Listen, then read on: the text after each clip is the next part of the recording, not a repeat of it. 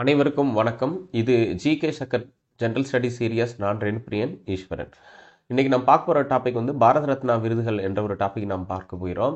2024ஆம் ஆண்டிற்கான பாரத ரத்னா விருது குடியரசுத் தலைவர் மாளிகையிலிருந்து அறிக்கை வெளியாகிருக்கிறது. பீகார் மாநிலத்தை சார்ந்த முன்னாள் முதலமைச்சர் கர்பூரி தாகூர் அவர்களுக்கு இந்த விருது அறிவிக்கப்பட்டிருக்கிறது. கர்பூரி தாகூர் அவர்களுக்கு 2024ஆம் ஆண்டிற்கான பாரத ரத்னா விருது அறிவிக்கப்பட்டிருக்கிறது. பீகாருடைய முன்னாள் முதலமைச்சர் ஜன் நாயக் என்று மக்களால் அழைக்கப்படுபவர் பீகாரின் முக்கிய சோசியலிச தலைவர்களுள் ஒருவராக அறியப்படுகிறார். 1970-71 மற்றும் 1979 ஆகிய காலகட்டங்களில் பீகாரின் முதலமைச்சராக இருந்தார். 2 முறை 70-71 ஒரு டேர்மு, 1977 1979 இன்னொரு டேர்ம், 2 டேர்ம் இவர் இருந்திருக்கிறார் என்பது குறிப்பிடத்தக்கதாக இருக்கிறது. அது மட்டும் இல்லாமல் பீகாரில் இருக்கக்கூடிய எக்ஸ்ட்ரீம்லி பேக்வர்ட் கிளாஸ் என்று அழைக்கப்படக்கூடிய இதர பிற்படுத்தப்பட்டோர் குழுவின் பரிந்துரைகளை நடைமுறைப்படுத்தியிருக்கிறார். முங்கேரிலால் தலைமையிலான குழுவின் பரிந்துரைகளை நடைமுறைப்படுத்தினார். அப்போ முங்கேரிலால் தலைமையிலான இந்த குழு எதை குறிப்பிடுகிறது அப்படின்னு சொல்லி பார்த்தீங்கன்னா, முக்கியத்துவம் வாய்ந்த எக்ஸ்ட்ரீம்லி பேக்வர்டு கிளாஸ் என்று அழைக்கப்படக்கூடிய மிகவும் பிற்படுத்தப்பட்ட ஒரு குழுவிற்கான ஒரு இடஒதுக்கீட்டு முறையை பரிந்துரை செய்தார். அதனை நடைமுறைப்படுத்தினார் என்பது குறிப்பிடத்தக்கது. அப்போ முங்கேரிலால் ஆணையத்தின் பரிந்துரைகளை நடைமுறைப்படுத்தியவர் யார் அப்படின்னு சொல்லி நம்ம கேட்டால் கர்பூரி தாகூர் அவர்கள் தான் நடைமுறைப்படுத்தினார் என்பது குறிப்பிடத்தக்கது. அந்த பங்களிப்பிற்காக அவருக்கு இந்த ஆண்டிற்கான 2024ஆம் ஆண்டிற்கான பாரத ரத்னா விருது வழங்கப்பட்டிருக்கிறது. அது மட்டுமல்லாமல் கர்பூரி தாகூர் அவர்கள் 1924 பிறந்தார். இந்த வருடம் அவருக்கு நூற்றாண்டு விழா காணக்கூடிய சூழலில் அவருக்கு இந்த பாரத ரத்னா விருது அறிவிக்கப்பட்டிருப்பது என்பது சிறப்புத்தன்மை வாய்ந்தது என்பது பார்க்க முடிகிறது. அடுத்ததாக பாரத ரத்னா விருது பெற்றவர்கள் குறித்த விஷயங்களை பார்க்கலாம். சி ராஜகோபாலாச்சாரி அவர்கள் 1954 பாரத ரத்னா விருது இவருக்கு வழங்கப்பட்டிருக்கிறது. இவர் இந்தியாவின் அரசியல்வாதி, சுதந்திர போராட்ட வீரர், வரலாற்று ஆசிரியர், அதுக்கப்புறம் இந்தியாவின் கடைசி கவர்னர் ஜெனரலாக பதவி வகித்தவர் என்ற சிறப்புகளை கொண்டவர் என்பது பார்க்க முடிகிறது. சாகித்ய அகாடமி விருது பெற்றவர் என்பதும் முக்கியத்துவம் வாய்ந்தது. சுதந்திரா கட்சியின் நிறுவனர் என்பதும் குறிப்பிடத்தக்கது. சர்வப்பள்ளி ராதாகிருஷ்ணன் இந்தியாவின் முதல் துணை ஜனாதிபதியாக இருந்தார். அது மட்டுமல்லாமல் பனாரஸ் இந்து பல்கலைக்கழகத்தின் துணைவேந்தராகவும் பணியாற்றியிருக்கிறார்.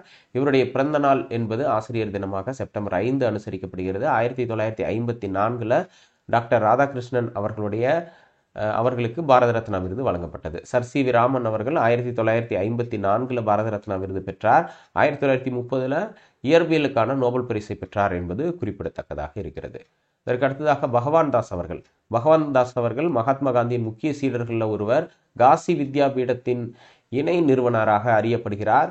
அது மட்டுமல்லாமல் பனாரஸ் இந்து பல்கலைக்கழகத்தின் அடித்தளத்திற்கு இவர் பங்காற்றினார் என்பது குறிப்பிடத்தக்கதாக இருக்கிறது என்பதை பார்க்க முடிகிறது.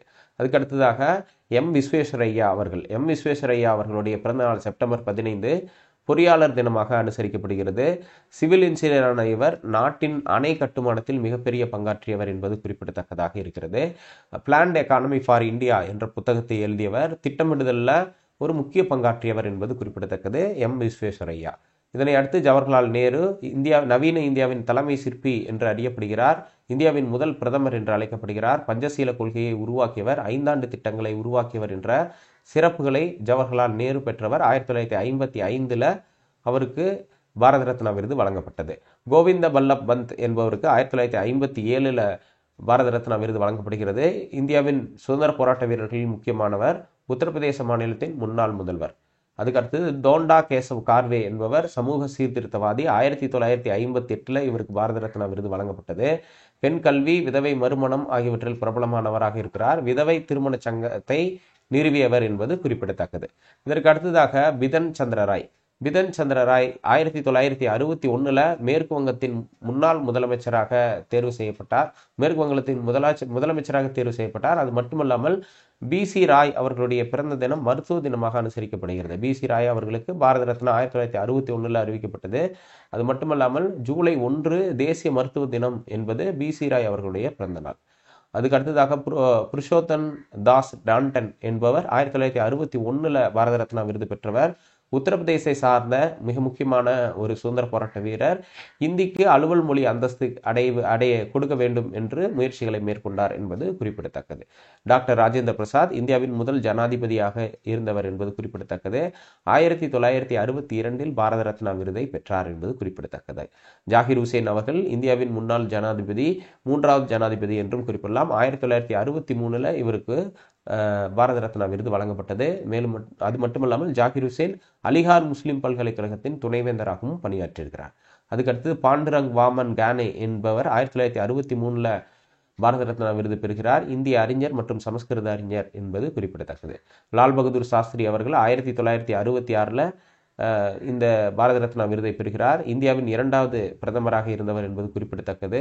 மறைவிற்கு பிறகு பாரத ரத்னா விருது பெற்ற முதல் நபர் என்பது குறிப்பிடத்தக்க அம்சமாக இருக்கிறது. அப்போ தொடக்கத்தில் பார்த்தீங்க அப்படின்னா மறைவிற்கு பிறகு கொடுக்கறதில்ல அப்படிங்கிற நிலைப்பாடு பாரத ரத்னா இருந்துச்சு. அதுக்கப்புறம் அதை சேஞ்ச் பண்ணிட்டாங்க என்பது குறிப்பிடத்தக்கது. அதுக்கடுத்தாக இந்திரா காந்தி 1971 இந்தியாவின் ஒரே பெண் பிரதமராக இருக்கிறார். பாரத ரத்னா விருது பெற்ற முதல் பெண் என்பது குறிப்பிடத்தக்கது. மொத்தம் 5 பெண்கள் பாரத ரத்னா விருதை பெற்றிருக்கிறார்கள் என்பது குறிப்பிடத்தக்கதாக இருக்கிறது. வி கிரி 1975 பாரத ரத்னா விருது பெற்றார். இந்தியாவின் 4வது ஜனாதிபதி.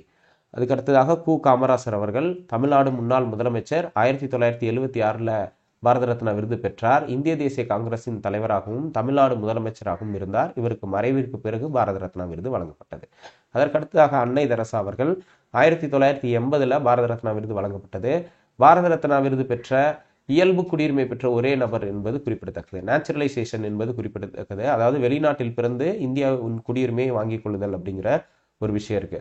ஸோ அந்த அடிப்படையில் நாம் பார்க்கும்போது பாரத ரத்னா விருது பெற்ற இந்தியாவின் முதல் மற்றும் ஒரே இயல்பு குடியுரிமை பெற்ற நபர் என்று அவர் அழைக்கப்படுகிறார் என்பது பார்க்க முடிகிறது.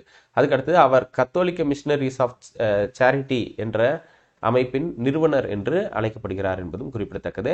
அமைதிக்கான நோபல் பரிசு 1979 பெற்றார் என்பது குறிப்பிடத்தக்கது.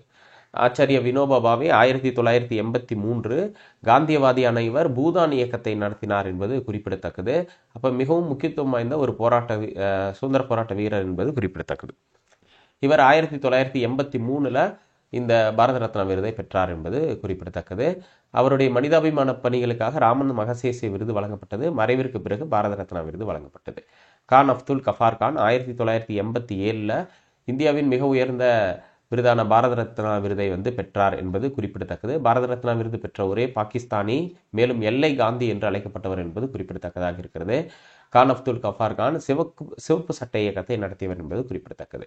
எம்ஜி ராமச்சந்திரன் 1988 பாரத ரத்னா விருதை பெற்றார். தமிழ்நாடு முன்னாள் முதலமைச்சரான எம்ஜிஆர் அவர்களுக்கு இது வழங்கப்பட்டது என்பது குறிப்பிடத்தக்கது. மறைவிற்கு பிறகு பாரத ரத்னா விருது வழங்கப்பட்டது.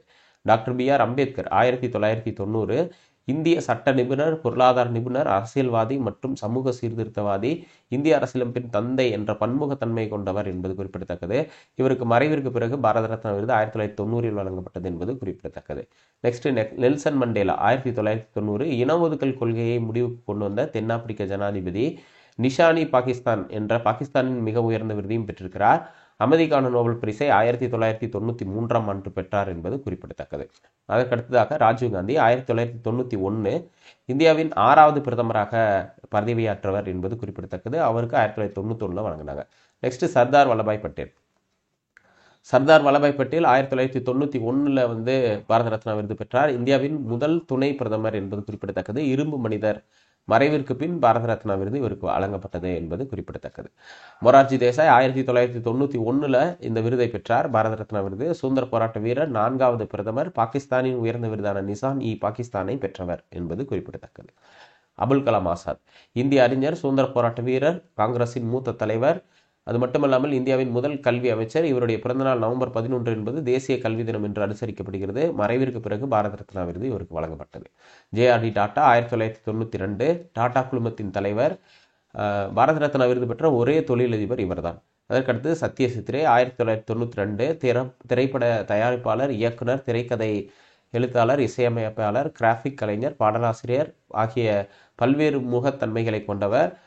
ஆஸ்கர் விருது வென்றவர் என்பது குறிப்பிடத்தக்கது. அருணா ஆசப் அலி இந்த சுதந்திர போராளி. டெல்லியின் முதல் மேயராக இருந்திருக்கிறார். வெள்ளையனே வெளியேறு இயக்கத்தின் கதாநாயகி என்று அழைக்கப்படுகிறார். 1997 இவருக்கு பாரத ரத்னா விருது வழங்கப்பட்டது என்பது குறிப்பிடத்தக்கது. மறைவிற்கு பிறகான பாரத ரத்னா. குல்சாரிலால் நந்தா அவர்களுக்கு 1997 வழங்கப்பட்டிருக்கிறது. இடைக்கால பிரதமராக பணியாற்றினார். தொழிலாளர் பிரச்சனைகளில் நிபுணத்துவம் பெற்ற இந்திய அரசியல்வாதி மற்றும் பொருளாதார நிபுணர். Next doctor A P J Abdul Kalam 1997 Bharat Ratna விருது பெற்றார். இந்தியாவின் முக்கிய ஜனாதிபதிகளில் ஒருவர். ஏவுகணை நாயகன் என்று அழைக்கப்படுகிறார். எம்.எஸ். சுப்புலட்சுமி 1998, இவரும் தமிழ்நாட்டை சார்ந்தவர். மதுரையை சார்ந்த கர்நாடக இசை பாடகி. சிதம்பரம் சுப்பிரமணியம் என்ற மிக முக்கியமான ஒரு நபர் 1998 இவர் பாரத ரத்னா விருது பெறுகிறார். பசுமை புரட்சியின் போது இந்திய வேளாண் துறையின் அமைச்சராக இருந்தவர் என்பது குறிப்பிடத்தக்கது. நெக்ஸ்ட் ஜெயபிரகாஷ் நாராயணன் 1999 இந்திய சுதந்திர போராட்ட வீரர், சோசியலிஸ்ட் மற்றும் அரசியல் தலைவர் என்பது குறிப்பிடத்தக்கது. மறைவிற்கு பிறகான பாரத ரத்னா விருது இவருக்கு வழங்கப்பட்டது. நெக்ஸ்ட் அமர்த்தியா சென் 1999 இவர் பாரத ரத்னா விருது பெற்றார். இந்திய பொருளாதார நிபுணர் மற்றும் தத்துவவாதி என்பது குறிப்பிடத்தக்கது. பொருளாதாரத்திற்கான நோபல் பரிசு இவருக்கு 1998 வழங்கப்பட்டது. நெக்ஸ்ட் கோபிநாத் பார்டலாய் 1999 அசாமின் முதல்வர். மறைவிற்கு பின் பாரத ரத்னா விருது பெற்றார். ரவிசங்கர் அவர்கள் 1999 இந்திய இசைக்கலைஞர், இந்துஸ்தானி பாரம்பரிய இசையின் இசையமைப்பாளர் என்று அழைக்கப்படுகிறார். கிராமி விருது பெற்றவர் என்பது குறிப்பிடத்தக்கது. லதா மங்கேஷ்கர் அவர்கள் 2001 இந்த விருதை பெறுறார். பாரத ரத்னா விருது பெறுகிறார். பின்னணி பாடகி, இந்த விருதை பெற்ற முதல் பின்னணி பாடகி மற்றும் பின்னணி பாடகி என்று அழைக்கப்படுகிறார் இவங்க லதா மங்கேஷ்கர். நெக்ஸ்ட் உஸ்தாத் பிஸ்மில்லா கான் 2001 செனாய் இசைக்கருவி அதை பயன்படுத்துவதில் பிரபலமானவர், பெருமைக்குரியவர் என்பது குறிப்பிடத்தக்கது. அவருக்கு இந்த விருது வழங்கப்பட்டது. நெக்ஸ்ட் பீம்சென் ஜோஷி 2009 கர்நாடகாவை சார்ந்த இந்திய பாடகர் என்பது குறிப்பிடத்தக்கது. இவருக்கு இந்திய விருது வழங்கப்படுகிறது. நெக்ஸ்ட் CN ராவ் 2014 வேதியியல் துறைக்கான சிறப்பான பங்களிப்பிற்காக பாரத ரத்னா விருது வழங்கப்பட்டது. சச்சின் டெண்டுல்கர் 2014 இந்திய அணியின் முன்னாள் கேப்டன், இந்திய கிரிக்கெட் அணியின் முன்னாள் கேப்டன். அது மட்டுமல்லாமல் மிகச்சிறந்த பேட்ஸ்மேன்களில் ஒருவர். அதற்கடுத்தாக மதன் மோகன் மலாவியா 2015 கல்வியாளர், அரசியல்வாதி, பனாரஸ் இந்து பல்கலைக்கழகம் மட்டுமல்லாமல் அகில பாரதிய இந்து மகாசபை ஆகியவற்றின் நிறுவனர். மறைவிற்கு பிறகு பாரத ரத்னா விருது அவருக்கு வழங்கப்பட்டது. அடல் பிஹாரி வாஜ்பாய் அரசியல்வாதி, முன்னாள் பிரதமர், கவிஞர் ஆகிய பண்புகளை கொண்டவர். 2015 அவருக்கு வழங்கப்பட்டது. பிரணாப் முகர்ஜி 2019 இந்தியாவின் 13வது ஜனாதிபதிக்கு இந்த விருது வழங்கப்பட்டது. நானாஜி தேஷ்முக்கு 2019 பாரத ரத்னா விருது.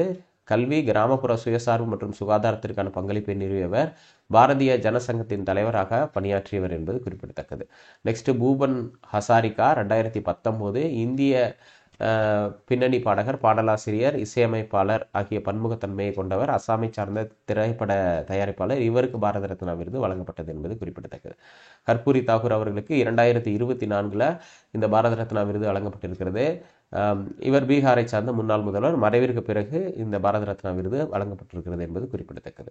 பாரத ரத்னா விருதுடைய முக்கிய அம்சங்கள் பார்க்கும்போது இந்திய குடிமக்களுக்கு இது வழங்கப்படுகிறது. வெளிநாட்டு குடிமக்களுக்கும் கொடுப்பாங்க. எந்த துறையாக இருந்தாலும் அதில் ஆற்றிய சேவையை அங்கீகரிக்கும் வகையில் இது வழங்கப்படுகிறது. அரசியல், கலை, இலக்கியம், அறிவியல், தொழில்நுட்பம் போன்ற பல்வேறு அம்சங்களில் இது வழங்கப்படுகிறது. பாரத ரத்னா விருது உருவாக்கப்பட்ட நாள் ஜனவரி 2, 1954. அப்போதைய டாக்டர் ராஜேந்திர பிரசாத் அவர்கள் தொடங்கினார் என்பது குறிப்பிடத்தக்கது. சுதந்திர இந்தியாவின் முதல் கவர்னர் ஜெனரலாக இருந்த சி ராஜாஜி, குடியரசு முன்னாள் தலைவர் சர்வப்பள்ளி ராதாகிருஷ்ணன், அதுக்கப்புறம் சர் சி வி ராமன் அவருக்கு 54 பாரத ரத்னா விருது வழங்கப்பட்டது என்பது குறிப்பிடத்தக்கது. அதுக்கப்புறம் உயிருடன் இருப்பவர்களுக்கு வழங்கப்படும் முறை இருந்துச்சு, அதை மாற்றி அமைச்சிட்டாங்க என்பது குறிப்பிடத்தக்கது. சட்டமேதை அம்பேத்கர், தமிழக முன்னாள் முதலமைச்சர் எம்ஜிஆர் போன்றவருக்கு இறப்பிற்கு பிறகு வழங்கப்பட்டது என்பது குறிப்பிடத்தக்கது. லால் பகதூர் சாஸ்திரி அவர்களுக்கும் இறப்பிற்கு பிறகு வழங்கப்பட்டது என்பது குறிப்பிடத்தக்கது. அது மட்டுமல்லாமல் இது அதிகாரப்பூர்வ அரசிதழில் வெளியிட்டு இந்த விருதை அறிவிப்பார்கள். ஜனவரி 26 குடியரசு தினத்தின் போது இந்த பாரத ரத்னா விருதுகளை வழங்குவார்கள் என்பது குறிப்பிடத்தக்கது. பாரத ரத்னா விருதுவிற்கு தேர்வு செய்யப்படுவது என்பது பத்ம விருதுகள் தேர்வு செய்யப்படுவதிலிருந்து மாறுபடுகிறது. பாரத ரத்னா விருதை குடியரசுத் தலைவருக்கு பரிந்துரை செய்பவர் பிரதமர் என்பது குறிப்பிடத்தக்கது. குறிப்பிட்ட ஒரு ஆண்டில் அதிகபட்சமாக 3 நபர்களுக்கு பாரத ரத்னா விருது வழங்கப்படலாம். ஒவ்வொரு ஆண்டும் வழங்கப்பட வேண்டும் என்பது கட்டாயம் இல்லை. இதுவரை 49 நபர்களுக்கு பாரத ரத்னா விருது வழங்கப்பட்டிருக்கிறது. அதில் 14 பேர் இறப்பிற்கு பிறகு பெற்றிருக்கிறார்கள்.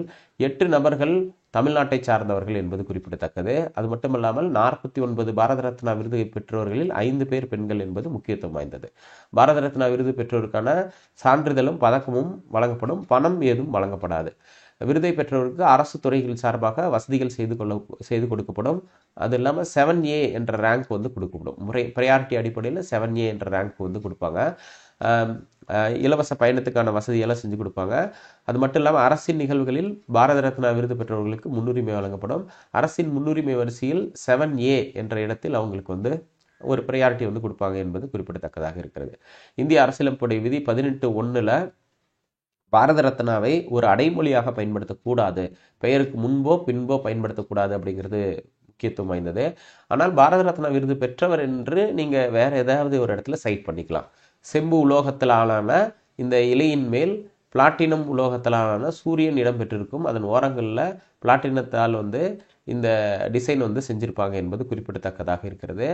அரச மரத்தின் இலையில் இது வந்து செய்யப்பட்டிருக்கும் என்பது குறிப்பிட்டிருக்காங்க. பீபிள் லீவ்ஸ் என்று கொடுக்கப்பட்டிருக்கிறது. அதற்கு அடுத்தது பாரத ரத்னா என்ற இந்தியில் எழுதப்பட்ட ஒரு வாசகம் இடம்பெற்றிருக்கும். சத்தியமேவ ஜெயதே என்று அசோக சக்கரத்தின் கீழ் இந்தியில் எழுதப்பட்டிருக்கும் என்பது குறிப்பிடத்தக்கது.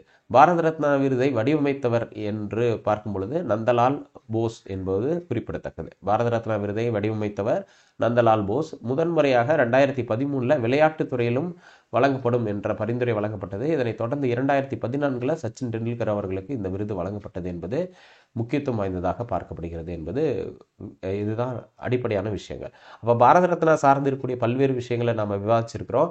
மீண்டும் ஒரு முக்கியமான டாபிக்ல வந்து நாம் விவாதிக்கலாம். நன்றி, வணக்கம்.